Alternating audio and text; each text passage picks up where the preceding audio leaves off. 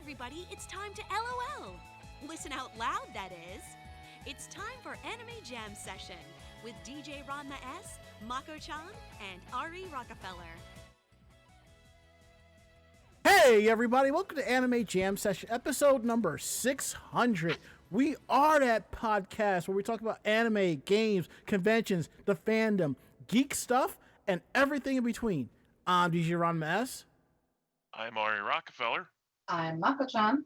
And I'm Berry Melon. And how is everybody doing tonight? Doing all right. Yeah, I can kind of feel that, so yes. And before you say it, the update on the left has next week. I haven't fixed it yet. This podcast has been a production of Anime Jam Session That's and it. AJ Good night, Hicks everybody. Productions. Yeah, No great fans show. and fangirls were hurt, It's been maimed, fun. shot, See you all electrocuted. next week. Yeah, I legitimately forgot that was running in the background because right after the intro, I hit stop on VLC, so that doesn't happen. Uh-oh. It's okay. It's not the first time this has happened, nor will it be the last. So, as long as I'm coming in loud and clear, that's the thing that's the most important thing, because I've gone through basically 3 microphones. Again, I will get into that in just a bit. So, anywho, did I ask how everybody was doing tonight? Yes, Yeah. you did. Oh, How okay. are you doing tonight, Ranma? I have my grapefruit soda. Okay. All right. Grapefruit soda's good stuff. Yes, and there is a Never had that before. Yeah, it's called Squirt. It's actually pretty good. Mm-hmm. Take it as It's you called will. what? Squirt. Okay then. Besides that, and the PC parts that are around the little studio, it's been an interesting few days. So, anyhow, we are live tonight, week of August 8th, 2023, right here on Twitch TV, and man, where does the time go? Indeed. I know, we're here live Tuesdays from 9 to 10:30 p.m. Eastern. You'll always find us at Twitch TV/Anime Jam Session. We're also part of the Voice of Geeks Network at vognetwork.com. And you always find them at Twitch TV/VOG Network. They kick things off on 8 p.m. with the Bobby Blackwolf Show, followed by Orange Lounge Radio at 9. This week there was no Orange Lounge Radio due to some things that are going on. So, anywho, it's not my place to say, but when they explain what's going on, we will explain on next week's show. And that's all that really matters. Mm-hmm. And come hang out on our Discord, vognetwork.com/Discord. Every show that's part of the Voice of Geeks Network has their own channel, so come through and hang out and have a good time. And the pool is doing damn good fine. So as we kick things off and I go ahead and fix the rundown, I'm going to pass things over to Ari with how was your week, how was your day? Well, this past weekend was pretty bad because, like, Thursday and Friday I did overtime back to back, Mm-hmm. which, yeah, a lot of money coming in eventually. But the point is, I really shouldn't have had to do this. Like, the first time was kind of pushing it, but in the second time I was just like, maybe if you had more people around, I wouldn't have to, keep doing this. But that's not what was the biggest problem. The biggest problem was that around Friday my foot just started to hurt when I was at work. Just sitting at the desk, and it just gradually felt worse and worse, like someone had just put a knife through the top, like straight down through the top of my foot. I figured, huh? Somebody sneezed. Oh. Anyway, I just figured I'll just Thursday. I figured I'll play through it. It's fine. I can. But Friday, it was just like it was making me limp. I was hobbling around at work, but Sunday came and I'm like, okay, I can't deal with this anymore. So to the advice of others, I went to the ER and got it looked at to find out what if anything was wrong with it. Mm-hmm. And well, the X-ray didn't show anything inconclusive because it's not going to show any kind of like tendon tear or anything like that. Right. So I was just I'm out of work for the for this week. Until I get cleared to go back to work by one of my doctors. Right. Because I was at medical on Monday, and they said notice since nothing specific happened to it, it's not OJI. So now I have to wait and see if it'll get picked up by a short-term disability.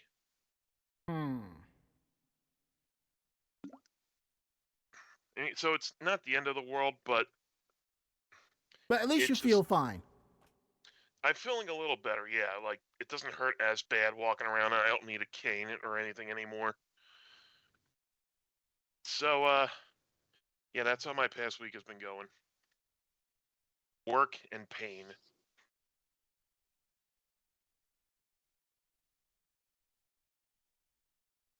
Barry, Mako-chan, how was your week? How was your day?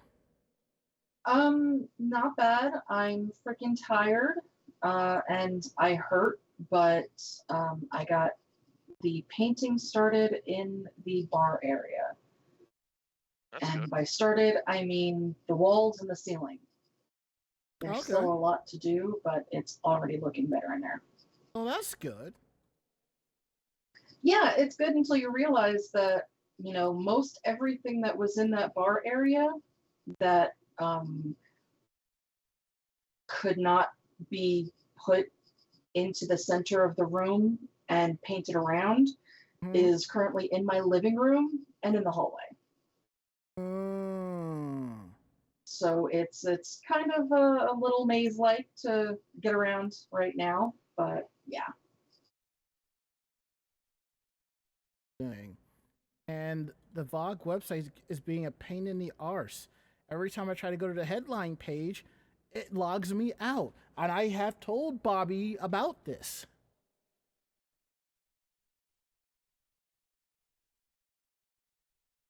Barry, how was your week? How was your day? How have you been, child?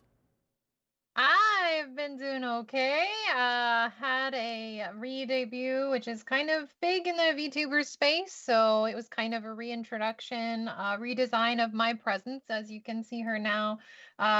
This version of the model is the older model, but hopefully by next show I'll have an operational version of the PNG for her. But we had a re-debut, so if you want to see the new model, you can definitely check out my channel, twitch.tv/BarryMellon. We've been playing some Stardew today. And in general, yeah, just a big kind of celebration event. My birthday was last week, so it was just kind of a celebration for the community more than any. Really celebrate my birthday much, but I always like it when other people are excited and happy, so we kind of hyped it up and had a little bit of a celebration. Well, they watched me run around playing horror games and screaming my head off. So, it was fun for them. It was fun for someone. But it was good. It was good. We got some clips and stuff, so it was a good in general, just keeping busy, honestly. So it's been a busy last few weeks. And of course, Otakon and all that. So yeah, just keeping busy, honestly. Well, that's good. That's good. So my weekend day has been more like this. Now, I have mentioned, over off and on throughout the year that I was planning on rebuilding my computer, Daitenchi, which I ended up doing on Friday because I ended up just like the Friday prior, I just pulled the lever, bought the rest of the parts, and then decided to go ahead and do it. Now at work we have summer Fridays where we only have to work half day, but we get full day's pay.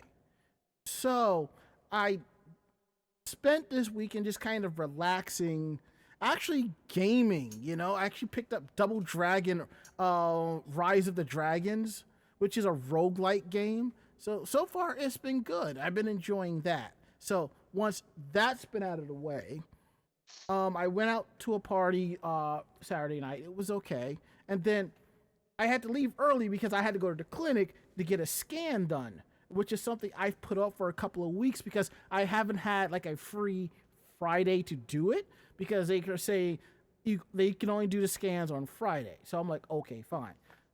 Somehow it was a Sunday. I get up early to the clinic. Oh, we met Wednesday. home, breakfast, eat. And I decided to sleep for a few hours because I had gotten up early. I'm just going to make today very quiet, you know. So around 7 o'clock, when I actually felt like it, I started the rebuilding of my computer. So for those of you who didn't know before, it was a Ryzen 5000 series, RTX 3060, DDR4, 64 gigs, 1 terabyte drive. This Ryzen 7000, still the same RTX 3060, and I've noticed they're $100 cheaper now. 2 terabyte boot drive, 1,000 power supply unit, and I got everything together. The issue is not everything is hardwired the way it should be because the AIO has a special breakout box which does not connect the RGB strips. I have to connect a different breakout box and synchronize it together. So that I'll be doing most likely tonight or tomorrow. I haven't decided. So I go ahead, do the rebuild, and I forget to back up my OBS stuff. I forget to back up my BitTorrent stuff, and I forgot to back up my Opera stuff. One of my managers at work gave me an NVMe adapter to use to copy everything over, which didn't work because I didn't see it. So I went out and bought one. Same thing happened. So I was like, oh, let me go to Disk Manager. Oh, it's there. I just need to assign it a drive. I would have assumed every time I plug in an external drive, it would do that, but whatever. Everything's been copied over. And I go into Opera and I was like, well, damn, I don't have my tabs. So I just happened to say, it's fine. I'll figure things out as I go along. That's what I will do. So I didn't realize that going into the, I think if I go, there's an option that I stumbled across where it has, it ain't extensions, it ain't bookmark. There was an option that I came across. Okay, here it is. Settings, whatever it was. All I know is there was an option that I stumbled across where it actually picked up all of the bookmark, all of my tabs from when I had the way my system set up before. So I will be dealing with that later. So right now, the machine is up and running at 85% accuracy the way I want it. Behind me is some computer parts left and right that I am in the process of cleaning up and giving away to people that I have promised I will give them to because I just think it's a waste to charge money because I don't want to deal with that. And also, if the microphone that I'm on sounds a little bit better, that's because I upgraded it. I don't have it out here, but it's in the box over here somewhere. My old microphone was an AT2020. Most voice actors use as their starting microphone, and I've been using it for years. So I went out and got a 2040, but then I realized with that, it's a great podcasting mic, but it's not a condenser mic. So basically, you gotta be very up close like this to talk. It's similar to the one that Mako is using, and I didn't realize that till way after the fact. So I did a little bit of research, came across this bad boy right here. For those of you who are listening to the show, I am pointing at the new microphone, the AT2035 that I have, which works better. It's the big brother to the 2020, and I'm perfectly okay with it. Now, there are people who can use a non-condenser microphone and be up close and talk and discuss like that.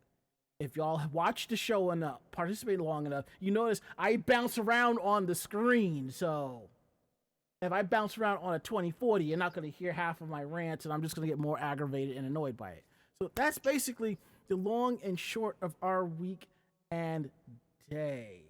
Okay, let's see. Let me pull up my old outline so I know exactly what we're doing.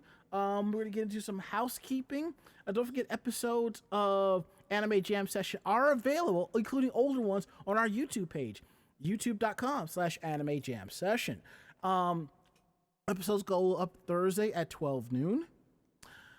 You will find this year's episodes from 2022 and 2021, and then some. So it's youtube.com/Anime Jam Session. Click on playlists, then podcast VODs, and they're right there.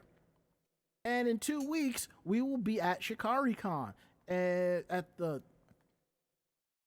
I think it's the West Philadelphia Doubletree Hilton or something like that.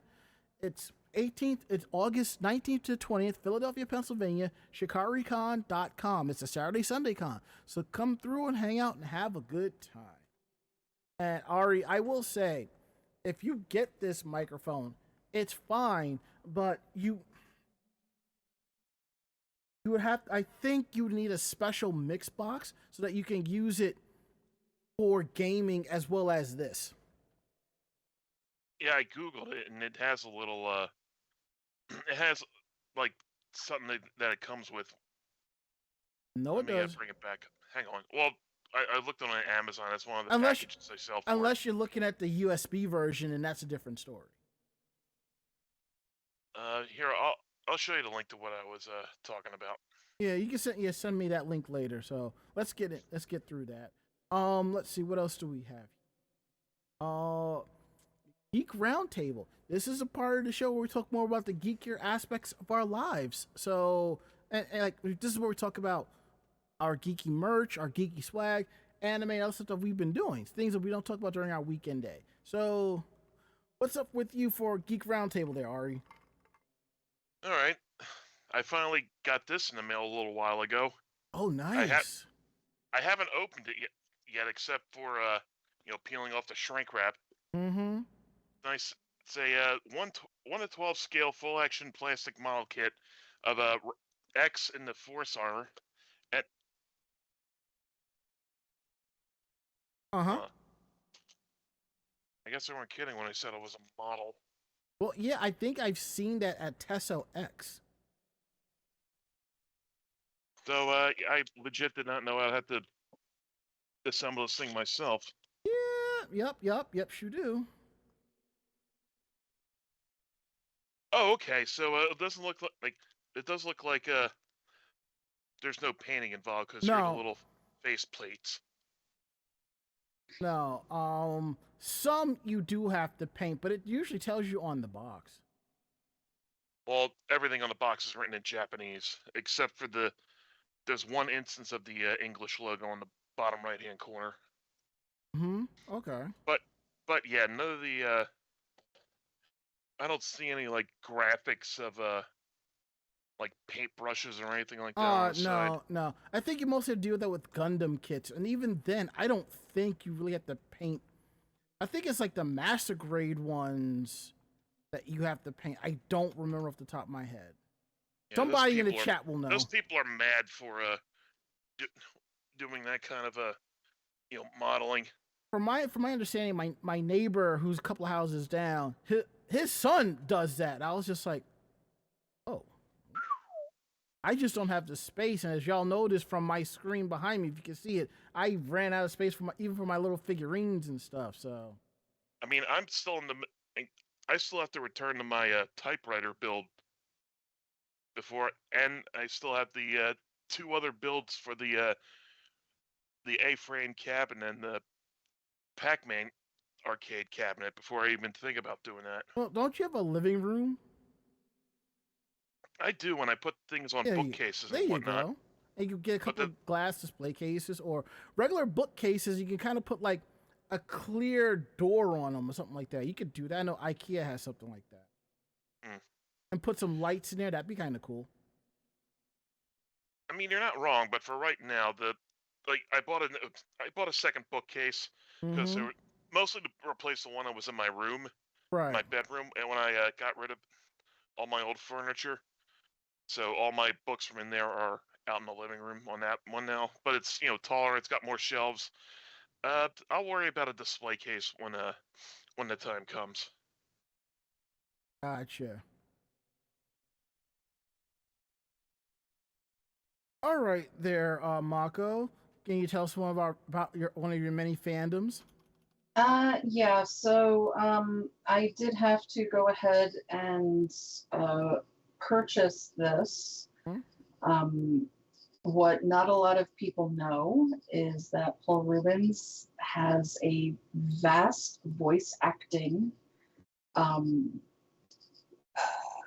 list of roles, and one of those roles that he happened to do was on one of my favorite Disney movies, The Nightmare Before Christmas, and he was one of the triplets, Locke. So I figured instead of getting something that everybody else thought was iconic, like Pee-wee or something like that, to have in memory, I went ahead and went with, something out of my fandoms and went with Locke. So he actually arrived today. That's good timing. Mm-hmm.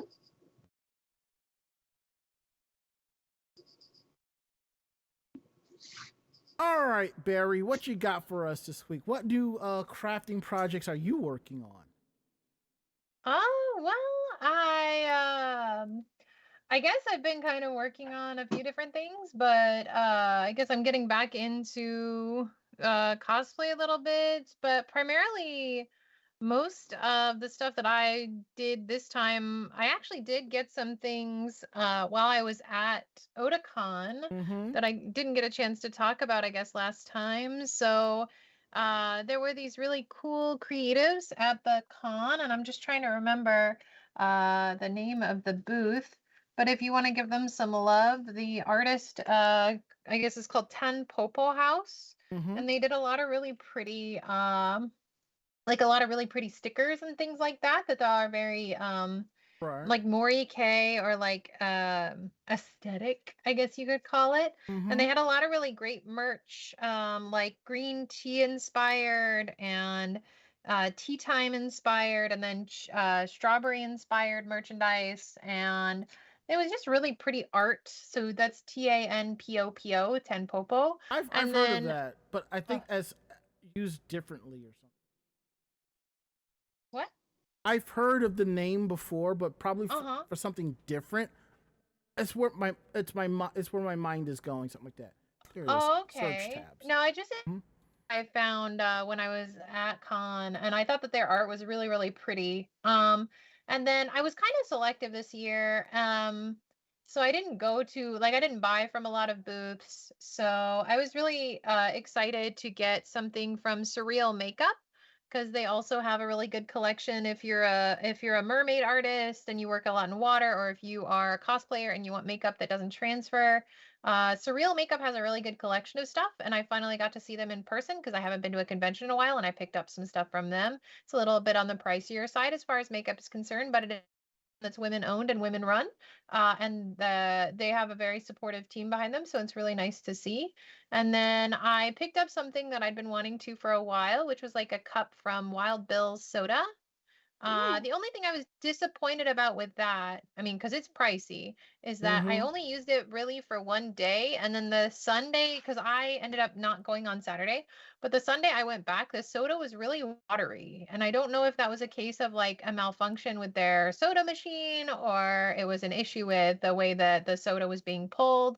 But it was like really bad, and I was like, because the first day it was really, really good, and then and I was like, okay, well, that kind of sucks. But I got a nice cup out of it, so I have a nice metal cup for Ren Fair and stuff now, that I'll use in the future, and it's going to be nice and durable, and it's purple, so we know that I love it.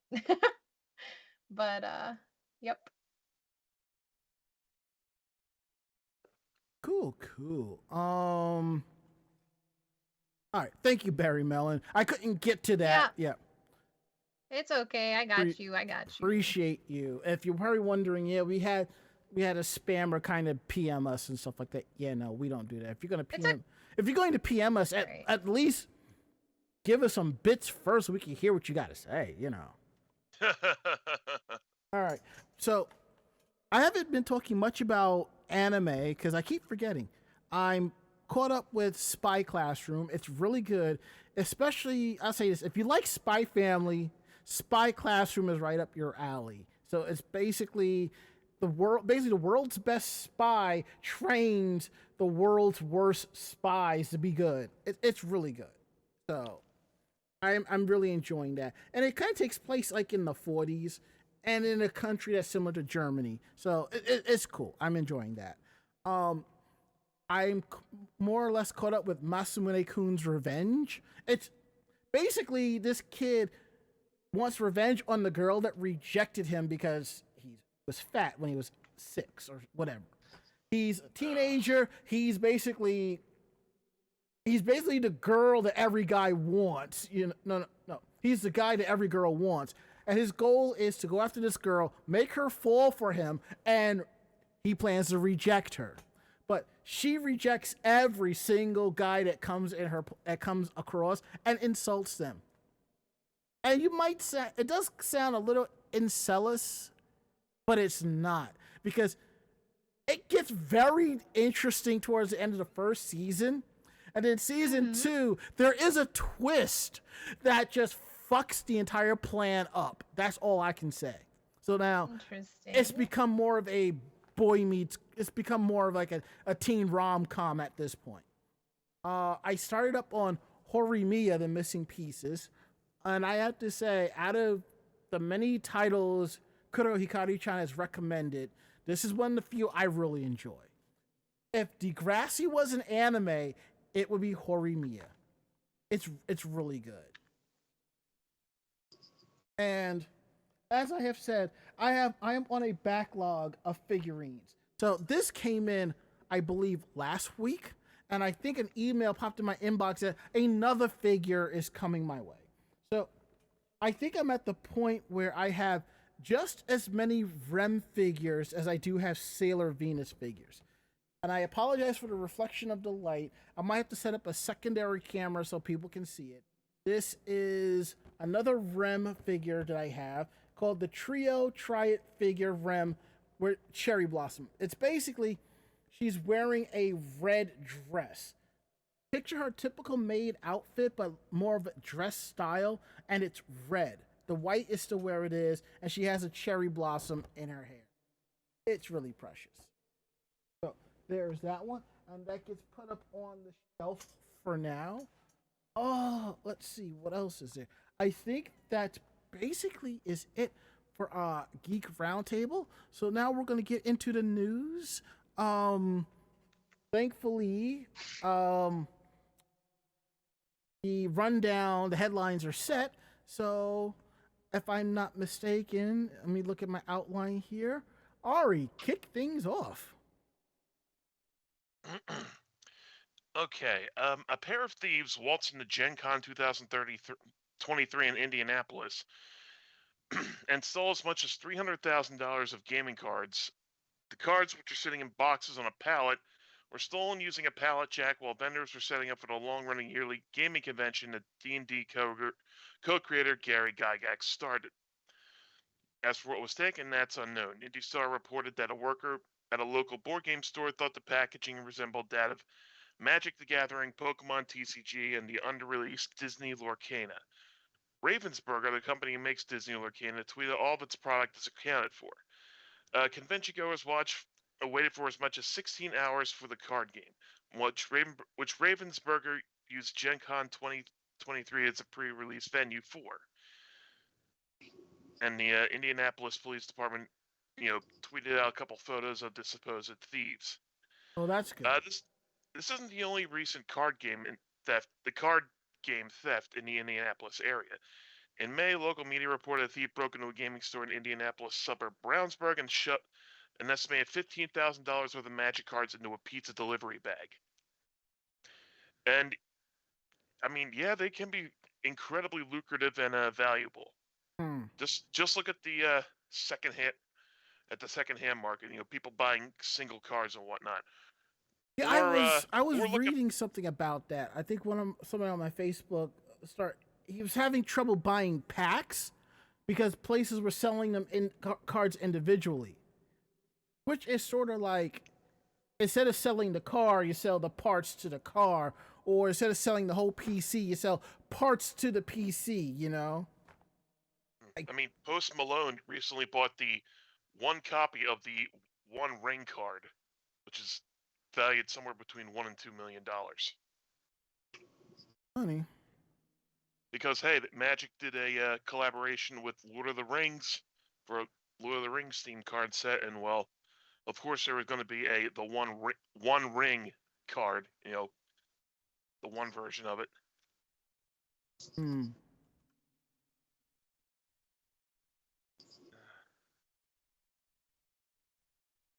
I think he paid like $2-some-odd million for it. I mean, if you're pulling in a crap load of money and $2 million is a drop in the bank for you, I can see that. But yeah, Post Malone's big into Magic. He's appeared on game nights a couple times. So even currently has like the current theme song was composed by him too. Say that again. What? The theme song for the tabletop series game nights, spelled Knights. Oh, okay. He composed it. Okay, got you. But obviously it's a collector piece, and you'd be insane to play it actually.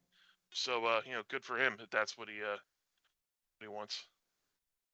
See, this is why when you're loading and unloading your merch backstage, as I like to call it, you got to have somebody at your stuff so that this doesn't happen. It's supposed to be like a trust level. I bet you the two people were quote unquote working for the convention center and said they will bring the stuff in, because when it comes to convention centers, you can't bring your stuff in. You have to let the Teamsters bring your stuff in. So I bet you something like that happened. Yeah, but you at least have your own people watching them just to make sure no shenanigans take place like this. Yeah, at least have somebody walk with them to make sure. But then again, you would hope that that's the case. Yeah, but it's like, but then again, why would you walk with them with your stuff when you know there's somebody at your booth waiting to receive?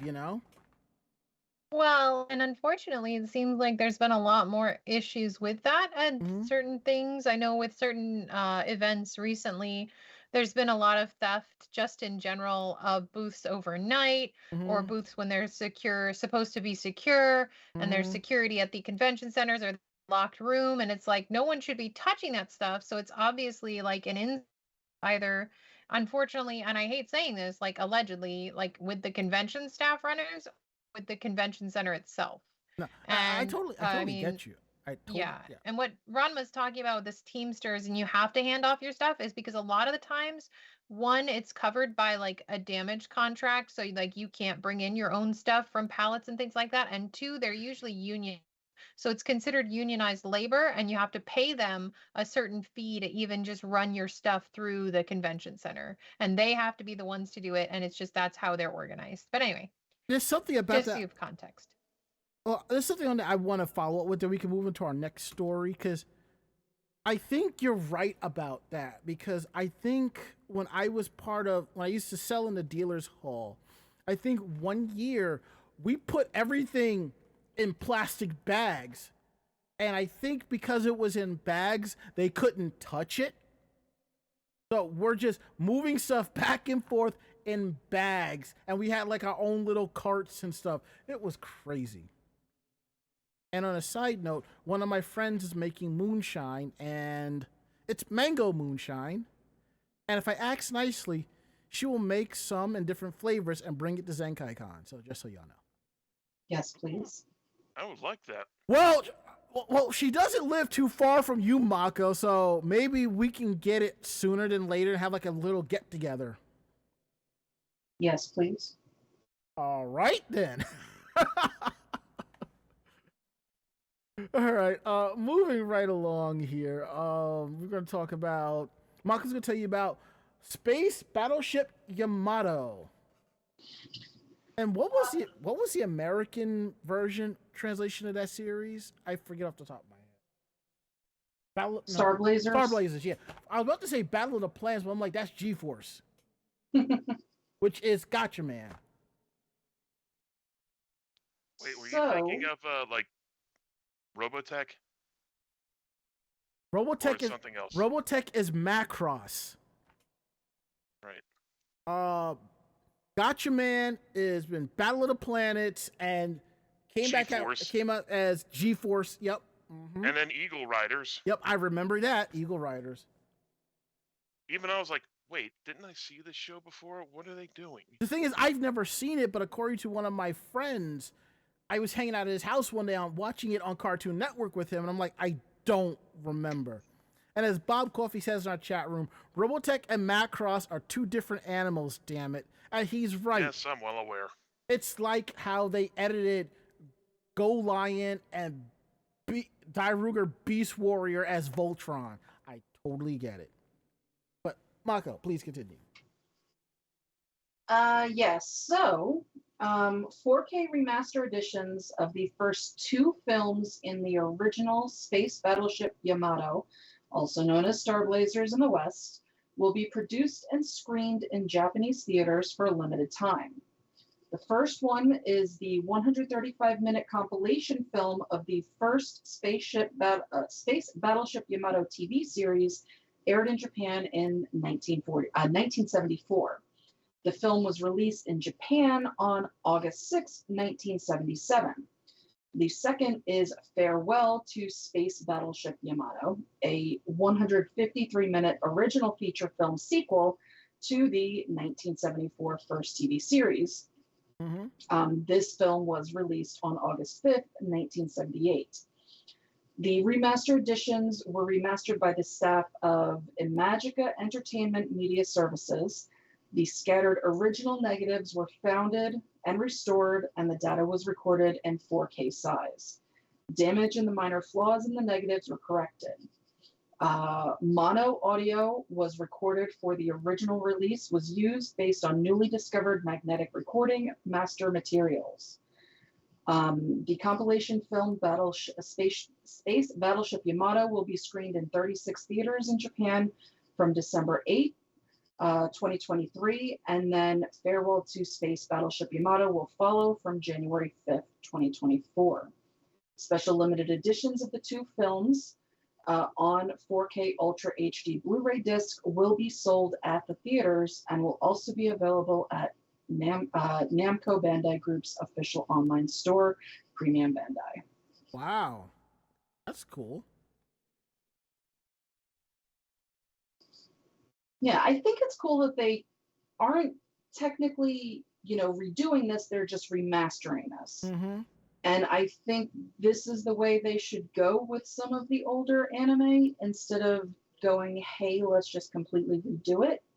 Well, I mean, that's what they did with Dragon Ball Z. They did the remasters from the original 35mm tapes. Something like that. Yeah. But I think that it would be nice to do that for, some of this older anime. Not that I don't like that they are reanimating the stuff, mm-hmm. but I am happy to see that they are, trying to just make the old stuff look pretty. Right.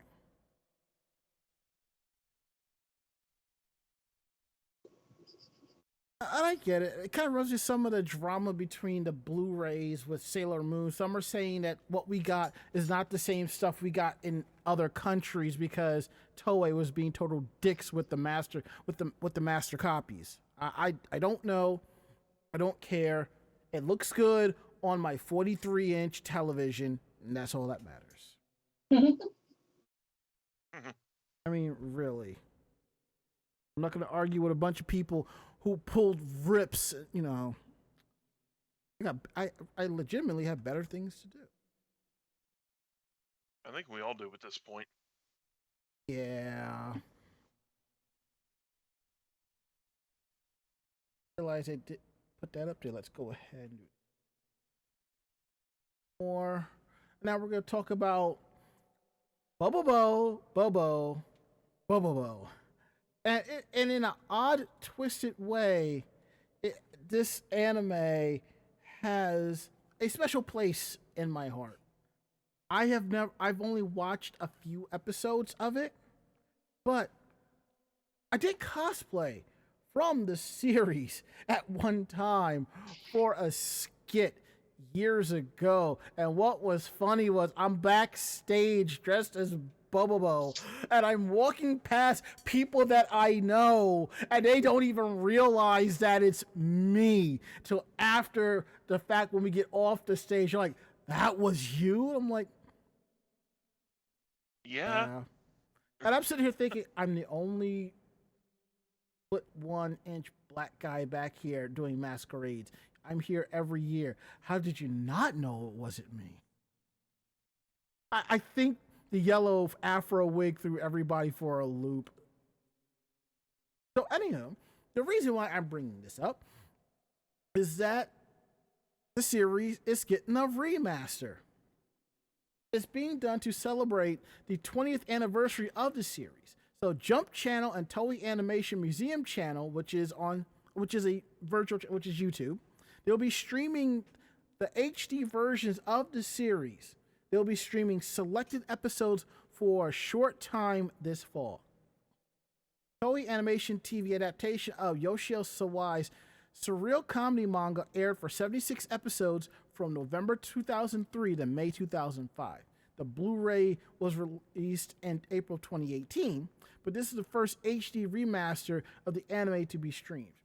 Now, I'm going to assume it's like this. If you know how Discotech Media does SD on BD, which is standard definition on Blu-ray disc. Remember, a Blu-ray disc is equal to about 5 DVDs. So if your entire series fits on 5 DVDs, one Blu-ray disc can handle all of that. Mm-hmm. Remember, it's just the same DVD quality. That's why it's able to fit all those episodes. Whereas if these were HD remasters, most likely you could probably fit maybe half of those episodes on a disc. A Blu-ray disc, that is. So the top 16 episodes selected by voting poll will be streamed. The voting will be held on the anime's official website, which started 7 days ago, and will end on August 16th. Anyone can participate in the voting if you like. And I am going to post it in the channel, but if anybody who is interested, it's reg18.smp.ne.jp/regist/is ? etc., etc., etc. And as Bob Coffey says, 25 to 50 gigs per blue disc and better bit rates even at DVD resolution, which helps. Yeah. And most Discotech is BD 50, so they stuff them pretty tight. Yeah, you're right. Yeah. I don't really do Blu-ray authoring, even though I have a Blu-ray burner. I just got it for free from one of my previous jobs. Yeah. I'm just saying, don't look a gift horse in the mouth.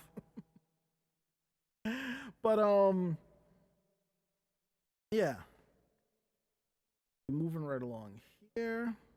And that's basically the long and short. So maybe Cartoon Network will talk to Funimation. Maybe we'll see it get another run. Who knows? And now I'm kicking things off to Barry, who will be telling us about World Cosplay Summit, or as I like to call the WWE of cosplay. Well, you know, some of them do stage a throwdown, smackdown, hoedown, so you're not too far off, Ranma. Look, but, my thing is this. Stop calling it a summit.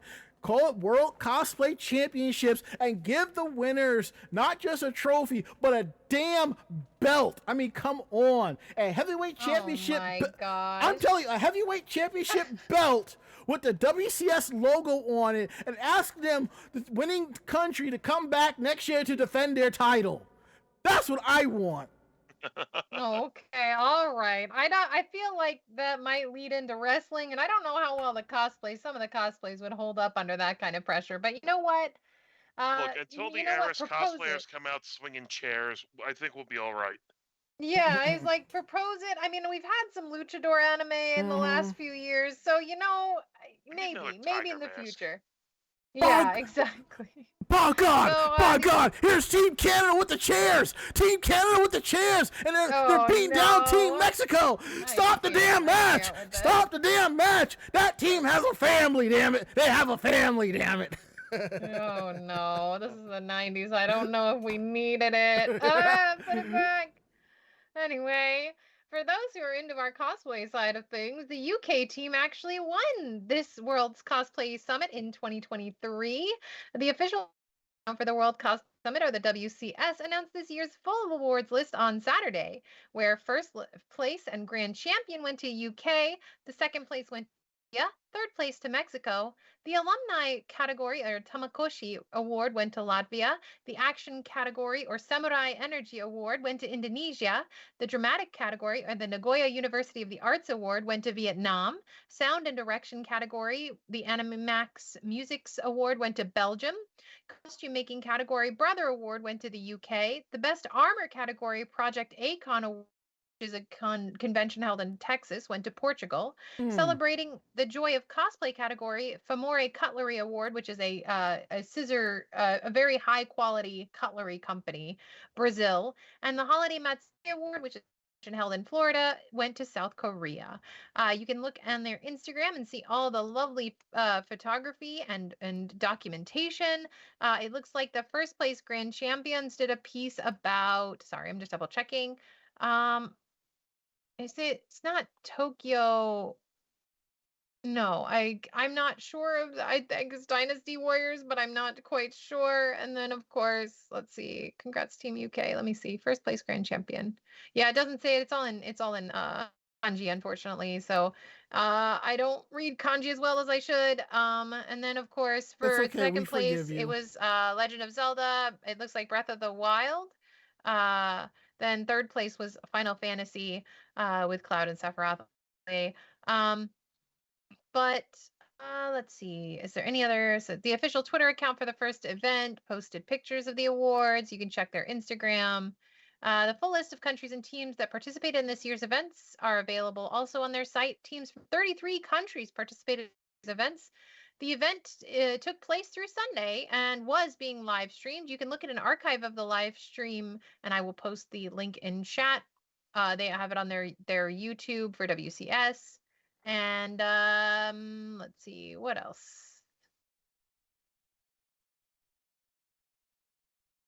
The event canceled its championship and international representative events in 2020 due to the pandemic and instead held a Cosplay Summit online presentation. But this year's events were hosted both physically and online. And the 2021 ones were also held the same way. The physical events took place at various locations in 2021 around Oasis 21 in Nagoya. They included cosplay events and photo shoots and stage events, as well as video of the cosplay championship. In general, this is considered the big baller, like, championship of cosplay right now. So congrats UK, and obviously also congrats Latvia and Mexico. Very nice job, everybody. Yay. They did us proud. Mm-hmm. And I mean that in a good way, too. I know you do. Let's see, what else do we have here on the list? Oh, we're kicking things back to Ari about information about Hasbro. Okay, let me bring it up real quick. Hmm? Hasbro to sell Entertainment One's TV and film business to Lionsgate. Entertainment One announced on Thursday that Hasbro has reached an agreement to sell eOne's film and television business to Lionsgate for about $500 million US, consisting of $375 million in cash and production financing loans. Hasbro and Lionsgate's board of directors had approved the transaction, and the deal is expected to close by the end of the year. The sale will include employees, a content library of about 6,500 titles, active productions for non-Hasbro-owned IPs, the eOne unscripted business, and Hasbro's interest in eOne Canadian film and television business. Hasbro CEO Chris Cox said the sale fully aligns with the company's strategy. He added that the company looks forward to working with Lionsgate, including a movie adaptation of Monopoly. Oh boy. And Lionsgate CEO John Feltheimer says the deal checks all the boxes in areas that play to our core strengths. eOne produced the Transformers BotBots animated series, which debuted on Netflix in March 2022. And in 2012 they acquired worldwide rights to a television series called Osamu Tezuka's blackjack medical suspense manga. However, the company did not, produce a series. In 2018, eOne was reportedly planning to develop, produce, and finance a Street Fighter World Warrior television series. Again, the company never ended up creating the series. Damn, that would have been fun to watch. Can't win them all, I tell you. Can't win them all.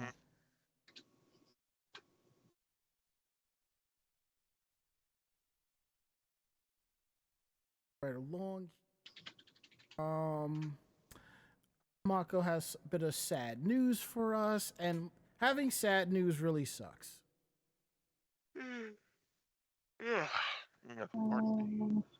Trying to load things. Everything is going very slow right now. I understand. I just set up the soundboard I use for the ending credits, and I'm trying to make sure that things doesn't go a little bit too chaotic. So because the last thing I need is to cue up the ending track and blow everybody's ears out. I can't. I literally cannot afford to do that.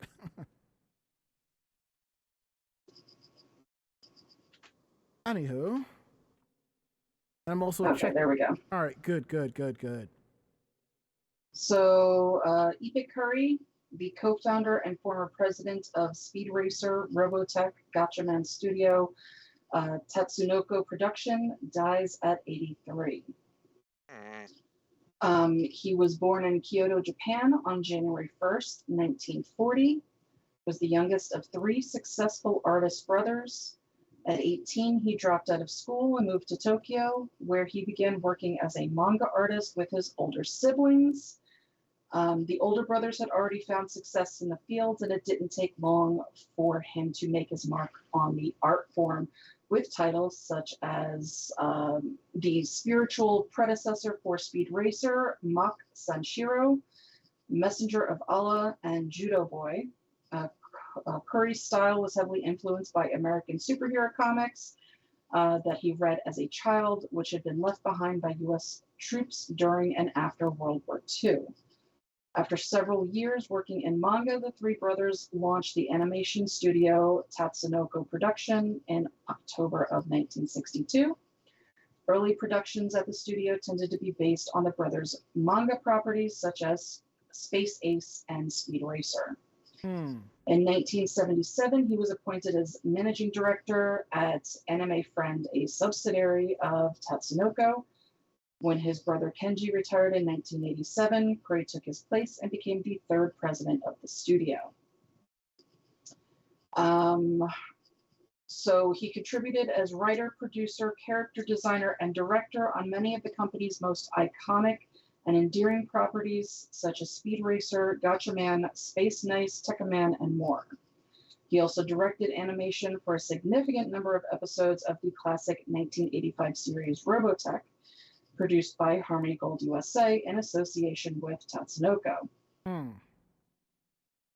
He served as president of the company for 20 years, stepping down when the company was acquired by toy manufacturer Takara in 2005. And although his involvement in the studio waned heavily after the acquisition, he stayed plugged into the anime world. In 2005, he was honored with a Lifetime Achievement Award at Animation Kobe, and he spent years speaking at events and serving as a guest professor at the Kyoto University of Arts and Crafts. That's cool. From 2012 to 2014, he kept a blog where he would post pictures of his artwork and his public appearances. The passing of Kuri was announced on Tatsunoko's website. The Tatsunoko representative director Hibiki Ito, I would like to express my sincere gratitude to the deceased for his kindness during his lifetime. The Yoshida brothers' impact on the Japanese animation industry is hard to overstate. The work done by Kuri and his siblings and Tatsunoko has stood the test of time and helped define several generations of the art form.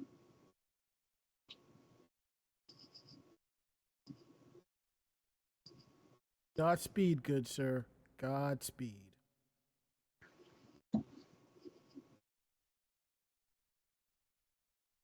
All right. Oh, let's see. Now we're going to get into the last story of the night. Which, okay, there's no secret here. The majority of us at Anime Jam Session are not fans of One Piece. And yes, I don't like the plot or the story because it's too long and drawn out, but I do like the characters. I just think there are a bunch of bootleg wannabe pirates. And I just think, and I understand that is the point of the series, not to be taken seriously. And honestly, there are other shows that are 1,000 plus you're better off investing your time into. Now, I have friends who are into One Piece, and I jokingly bust their balls about it. Yeah. I only get serious when they try to take it, when they feel like I'm crossing. It's just an anime. Well, you wouldn't like if I talk this shit about Ranma whenever Sailor Moon. You have, and I haven't responded. So what's your point? You can talk all the shit you want. Doesn't bother me. Exactly. Now, what this person did, that's just wow. That's all I gotta say. It's just wow. So what happened was we have this One Piece hater who loves Attack on Titan, created 300 emails to give the series a 1 star on IMDB. And he did this so that he could put enough down to bring the show down to 1 star. So that's basically what it is. And it's because there was a man who because he has a strong dislike for the series, he's determined to dampen the excitement around the fact that Luffy is getting a transformation called Gear 5, which from my understanding is a spoof of like Magical Girl transformations or something. That's my understanding. Supposedly, Crunchyroll servers went down. Yep. A lot of streaming services servers went down. I call bullshit. I do. If it went down, you just have shitty internet. That's all I gotta say. No, but even if it did, it happened with Sailor Moon Crystal. So there you go. Yeah, it does happen because when you have a lot of people wanting to be the first to see all that crap, yes, then yeah, it emphasis is on crap. going to bog down these websites. Yeah. It's sort of like how when you go shopping on Black Friday and it takes forever and a day for it to for everything to come up. That's because everybody's hitting it all at once, so it's gonna take time for everything to come right back up. So I imagine people buying tickets at Comic-Con are the same way, constantly mashing the F5 key on their keyboards. Yeah, like same thing with the Otakon hotels. The Marriott sold out in 2 minutes. Gods be ever in your favor, bitch. Yeah, well, that'll be us in a few months when it comes to Zenkai-Con. All hands on deck. Yep. So your plan is to just drop me in the middle of the fray and start swinging? Yes. Start punching everybody off their computers while everybody else starts pulling reservations because you are the tank. You are the beast. You are not one to be fucked with. Okay, here we go. So basically, this person's plan involved rating a specific episode, which is Luffy's Gear 5 transformation, with a score of 1 on the IMDB platform, where you can rate individual episodes. In his tweet, he said, "I just finished creating more than 300 episodes to prepare for the One Piece episode and evaluate it to give it one star in the episode."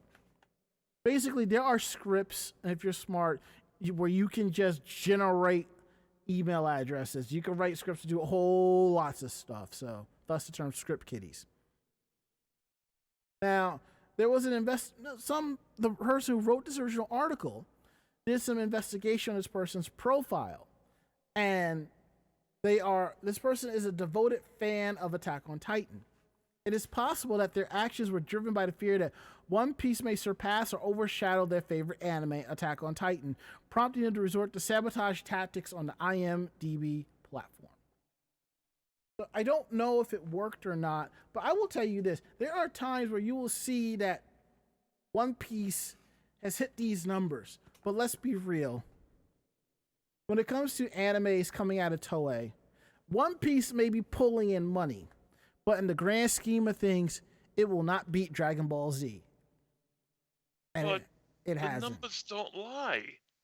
Yes, year by year, One Piece has been beating DBZ. But when you count the numbers all together, Dragon Ball Z is still on top. It's like that one E3 where I think this is when they introduced the Switch or something like that. They talked about numbers, and they talked about how many consoles they've sold starting from the NES until now. And if we're going to do count consoles that have been sold, nobody can beat Nintendo. Nobody. I was just reaching for a Scott Steiner reference. Steiner math? Yeah. Well, supposedly the new math is toilet paper math. Well, you have to understand 18 rolls by 2 ply, 24 rolls by 1 ply, that level, yeah. Right. I've seen it popping up off and on for like the last week or two, so that's been with that. So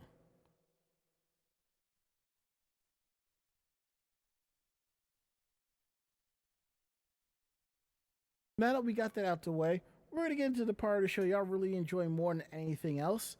Meanwhile, in Japan. Can I have the second one? Go right ahead. Let me take a look at.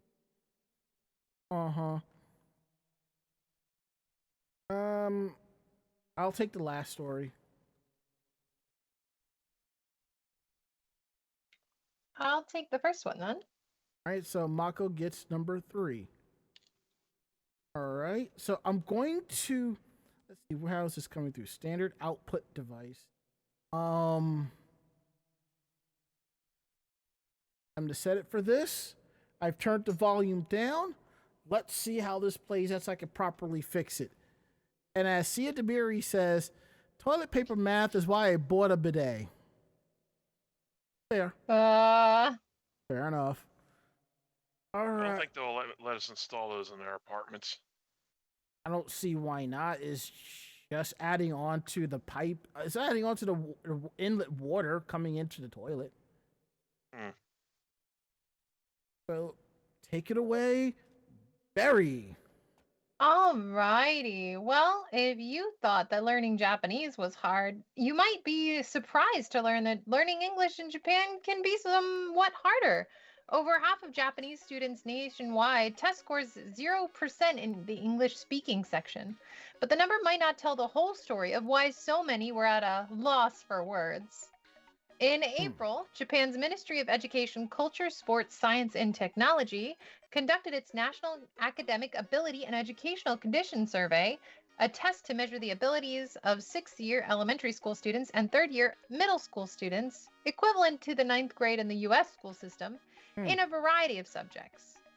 Though the tests are conducted every year, this was the first time since 2019 that middle school students were tested on their English abilities, and the results weren't pretty. The English test was divided into 4 skill sets: listening, reading, writing, and speaking. Students fared the best in the listening with an average score of 58.9% for that category. That might not sound like much, but when you consider the middle school students' average score on the math section of the test, which is written in Japanese, of course, was just 51.4%, 58.9% for English listening looks pretty good. Unfortunately, it was downhill from there. For English listening, the average score was 51.7%, and for English writing, it was 24.1%. Then way down at the bottom of the 4 English language skills came speaking, for which the average score was just 12.4%. Even more startling, 63.1% of test takers got a 0 for the English speaking section, failing to satisfactorily answer any of the 5 questions it contained. The format of the questions in the speaking section was complicated, and it was probably difficult for the students, said a spokesperson from the ministry regarding the results. Numerically, the speaking scores seemed dismal, but there might very well be some truth to the idea that the format didn't do the kids any favors. One of the speaking section's questions involved having students listen to a native English speaker talk about differences in disposable plastic bag usage between shoppers in New Zealand and Japan, after which they were given 60 seconds to organize their own thoughts on the topic before having 30 seconds to express themselves in English. Other questions were also designed with first listening to an English passage and then formulating a response. As any parent who's asked their teenager, "How was school today?" and has been met with a minute of stony silence before an eventual, "Fine, I guess," 14 and 15-year-olds aren't known for being particularly eloquent or loquacious when talking to someone outside their peer group. You've got 60 seconds to digest what someone just told you about the environment and form a meaningful response that you can condense down into 30 seconds is a tall order for teens, even in their native language. I'd bet under those parameters, even a few adults' responses would end up as something like, tree's good, I believe. By comparison, at least one of the English-speaking questions in 2019 had a much simpler setup. Students were asked to imagine that they were being interviewed by a foreign news crew and to describe a dream or goal they have for their future and what they need to do to accomplish it. Sure, it's a bigger topic than plastic bag usage, but it's also something that students are more likely to already have a personal answer for. And removing the necessity to come up with the answer itself on the spot arguably makes it a more accurate measure of a student's English speaking abilities than combining that with the trial of their aptitude to quickly forming an opinion. This year's test was also the first time that the English speaking section of the test was conducted online as opposed to face with testing staff. And while humanity as a whole has gotten more accustomed to voice and video chat than ever before during the pandemic, for many people, there's still an added layer of awkwardness and stress compared to face conversation, which likely had a negative impact on test takers' scores. The combination of a less complicated question format and face-to-face speaking the last time the test was conducted might explain why the average score for the English-speaking section was 30.8% in 2019. Still low, but more than double the 12.4% for 2023. That said, scores dropped for all four skills in the English section of the test compared to 2019, especially when students had to express themselves. The average listening and reading scores fell by 9.4 and 4.5%, while writing and speaking plummeted to 22.3 and 18.4%. It's possible that the decrease can partially be attributed to the effects of the pandemic. Isolation at home and remote learning are generally not great for learning difficult subjects. And particularly self-expressing yourself. Well, learning self-expression and emotional regulation. Motivation also likely sagged for a lot of students since it's hard to get excited about learning a foreign language when international travel is shut down. Still, it looks like educators and policymakers are going to have a lot of work to do to bring up their scores the next time students' English abilities get tested. Yeah. And considering how hard it is for us to learn Japanese, you have to imagine for ninth graders or their version of sixth graders, that seems pretty rough. If they really wanted to do nightmare mode for these kids, they would have given Oh no. had them had the passages read by someone with a really ridiculous accent, like freaking Texas or Boston Oh no, that would or have been really hard. Minnesota. All right, Well, they said it was New Zealand. They said an English speaker. They didn't say it didn't have an accent. They just said it was an English speaker. So it could have been someone with an accent. You never know. that's just terrible. TRBL terrible. Ugh. Next up, there's Nescafe Harajuku is offering the opportunity to take a nap like a giraffe. There's a sentence. The whole point of stepping into a cafe for a cup of coffee is that it's more comfortable and relaxing than just grabbing a drink from a vending machine or a convenience store. A comfortable seat and laid-back ambiance go a long way to making the coffee not just a beverage, but a reason to take a few moments. Almost lost it for a second. Get back here. Losing control of this shit. Not just a beverage, but a reason to take a few moments to mentally decompress. Harajuku Nescafe in downtown Tokyo later this month will be installing some very unusual sleep pods. Giraffe Nap, that is literally what it's called, is a standing sleeping booth created by Hokkaido-based Kyoju Plywood Corporation. The company doesn't say why they chose the name, but it might because not only giraffes are capable of sleeping while standing up, but because they only sleep at a few minutes at a time, which we would call a nap. Let's see. Sleeping while standing isn't something our human bodies are designed to do, so the giraffe nap provides a little biomechanical assistance. Inside the booth, there are pads and platforms to support your head, butt, shins, and the soles of your feet. It's possible to reach stage 2 sleep, a restful pre-REM condition. A 20-minute giraffe nap, designers promise, improves mental performance by reducing fatigue and stress while boosting concentration, memory, retention. As part of its standing coffee nap promotion, they actually recommend drinking a cup of coffee first, then taking a 20-minute nap in a pod, so that the caffeine will kick in right about the time when you're waking up. This sounds measurably insane. I don't know. Maybe it's because it looks like someone's just being propped up inside of the pod. Mm-hmm. Like I expect them to find like a human. It's almost like a coffin. It looks like. Yeah, we kind of talked about something like this a while back. If you're claustrophobic, do not use this thing. Because there's also it comes in 2 designs: Fuchsia Spacia and the Woody Forest, but the interiors apparently look the same. They're recommending the wellness-minded workplace that want to create a space for employees to take midday naps, but who lack the floor space to put in a full bed for that purpose. Maybe it's a culture thing, but even if a bed was was offered at my place of employment, I would not be taking a nap at work. I mean, at my job, we have one of the offices we've nicknamed the IT Lounge because there are 3 couches in this office. I thought it was just because that's where all the IT goes there. Like IT people go because their clients drive them to drink. No, that's just in general. But for a while, one of the techs would come upstairs and just kind of pass out there for 5-10 minutes and go back to his desk. And personally, I didn't see an issue with that because it was quiet because it was IT. No one really came in there. I mean, some people did, but not all that often. But now it's split between another department, so there's more traffic in there. So not the best in the world, but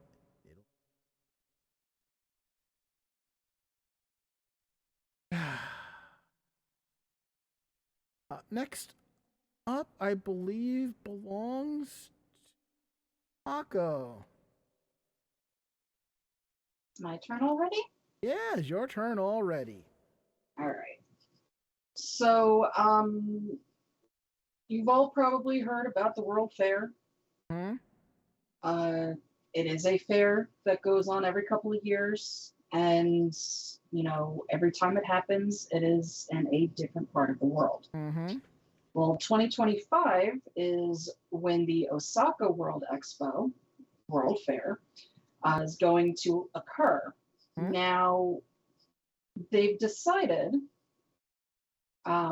with everything that is going on in the modern age, and while a lot of details about the event are still under wraps, aside from the very, very weird mascot that they created for it, which looks like a blob with eyes. But they are planning to allow dogs and possibly other pets to enter into the fairgrounds. And this will be a first for the World's Fair.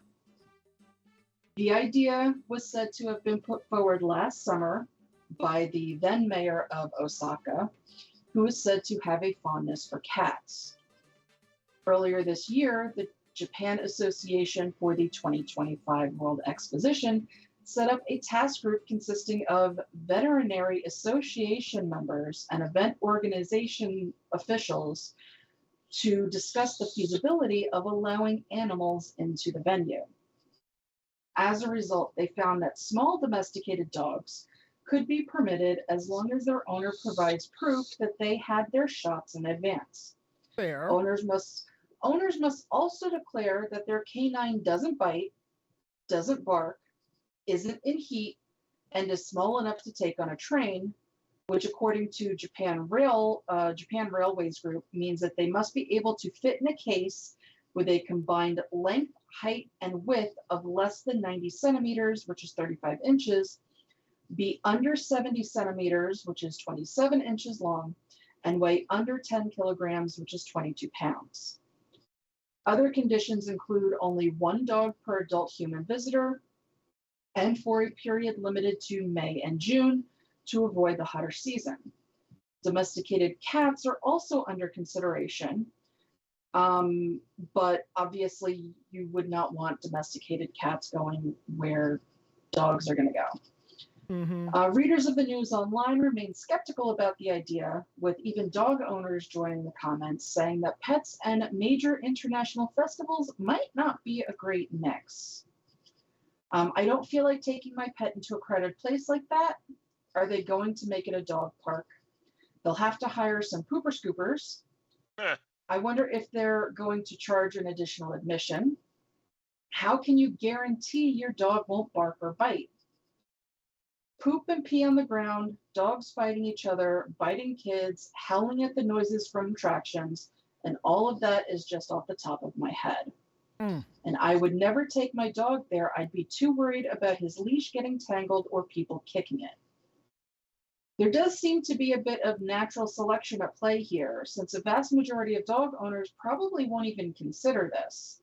The rest will either be responsible enough to know whether their dog can handle a situation like that, or be so irresponsible that they probably won't be able to clear what appears to be a considerable amount of paperwork to get their dogs admitted in the first place. Yeah.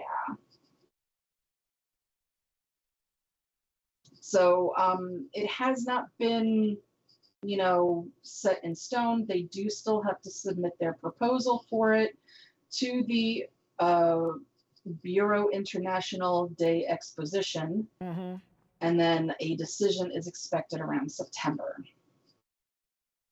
I'm imagining a lot of people walking around with the bubble backpacks with their cats. I can't imagine going to a fair and having to worry about my animal. Yeah, you're right. I mean, I can get it, if you allow your dog, you'll have more time, you won't have to worry about rushing home. But at the same time, world fairs bring in a lot of people, and not just local people. These are world fairs. They are there to show off, the top of the year kind of things. They're there to show off the future of, things. These aren't the types of events that you would really want to bring animals to.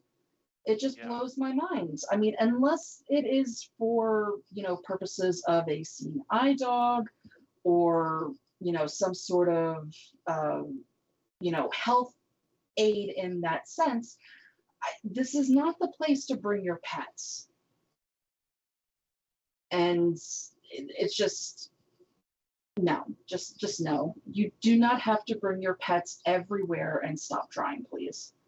Hold on. If we can't take our pets everywhere, but Barry is with us.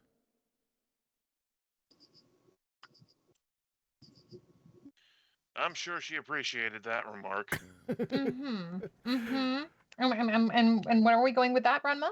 Where are we going with that? Exactly where you think it is. I'm not an animal. I'm the mistress of dreams and nightmares, sir. You put respect on my name, okay? Yeah, well, when you're walking around and people see the horns, the ears, and the wings, they think you're a pet. They don't. I hide those. We ethereals have the ability to hide. Well, you're kind of not hiding them now, so people are going to assume you're a pet. Totally fine. Yes, but some people are assuming that you're a pet of the podcast. I am not a podcast pet. Oh, I am going to get lit up for that one. Yeah, he is. Yeah.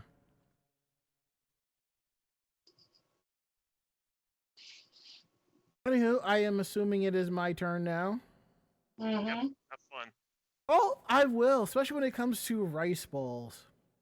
The onigiri style. So, there was a recall for thousands of rice balls due to customer complaints. What happened was, on August 4th, 7-Eleven did a recall of their pickled plum shisho sesame rice balls in the Saitama Prefecture after 2 customers found cockroaches inside them. What? Yeah. Extra crispy bits. Hey-o! That's not tempura. Wow. Why? Wow.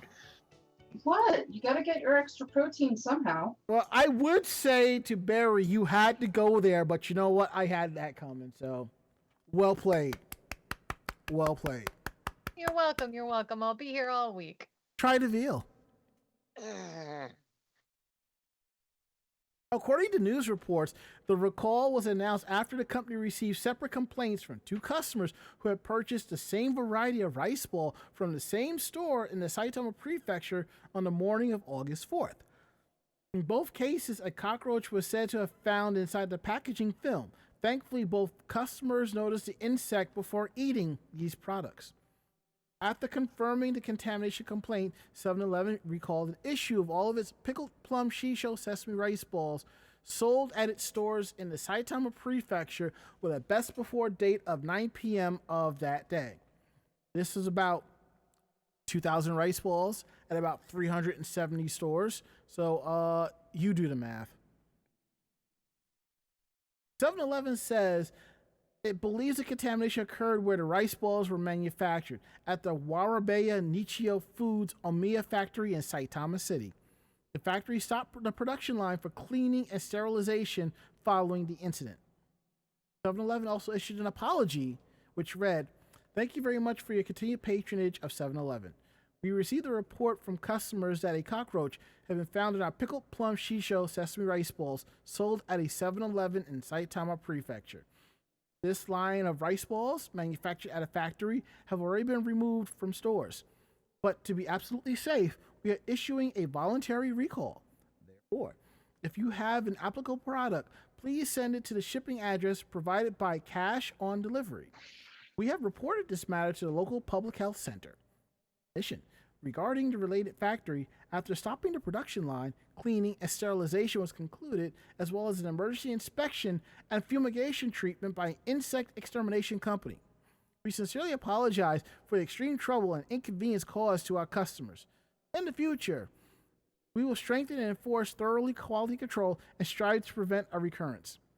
If you were one of these possibly hundreds of people who purchased one of these rice balls in the Saitama Prefecture, you can return to the address mentioned in the 7-Eleven official notice, so forth." Now, let's say that happened in the U.S. It would have been like 2, nobody would have blinked an eye. 200, yes, the feds would have gotten involved in that one. Congressional hearing, slap on the wrist, business as normal.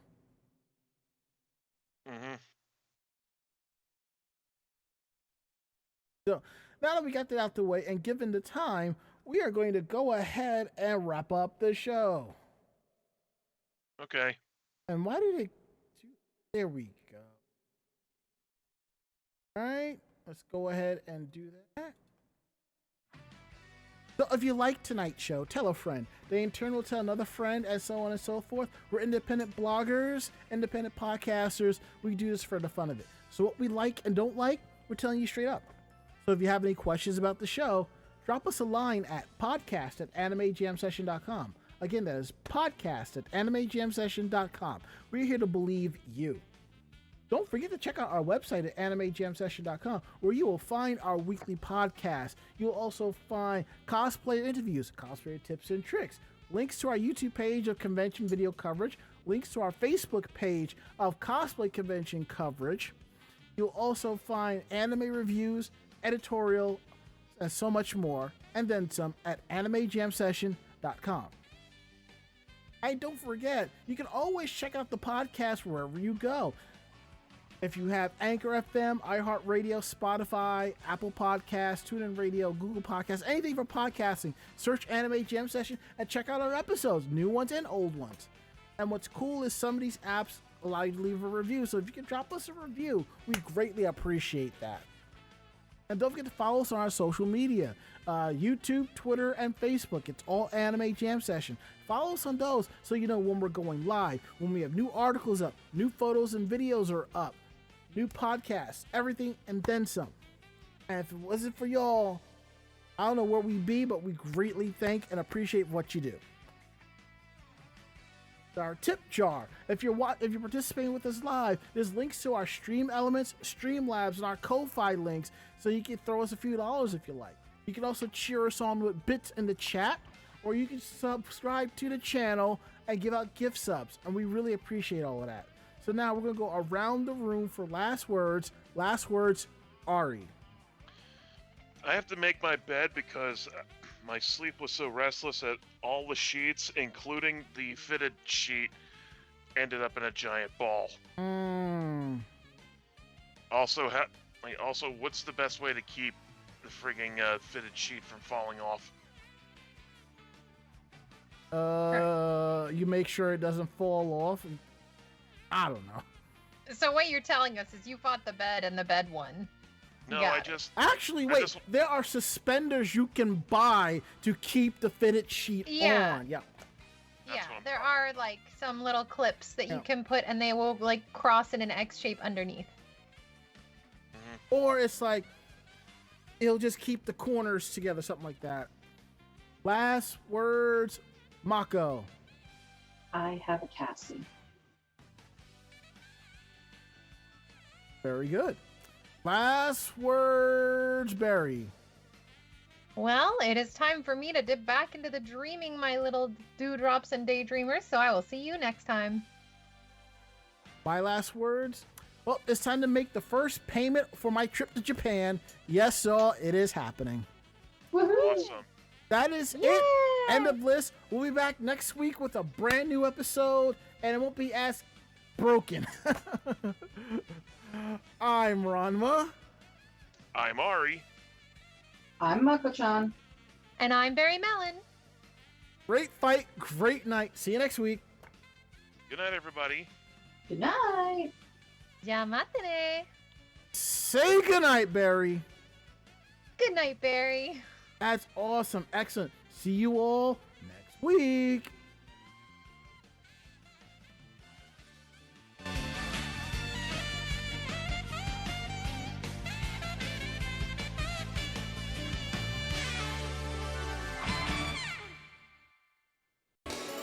This podcast has been a production of Anime Jam Session and AJS Productions. No fanboys and fangirls were hurt, maimed, shot, electrocuted, or pistol whipped in this episode. For now. The views, opinions, and thoughts expressed on this show do not reflect the staff or the network as a whole. But we're still right, damn it. For transcripts of this episode, start typing. Check us out at animejamsession.com and vognetwork.com for more information about us and other programming. Jamatane!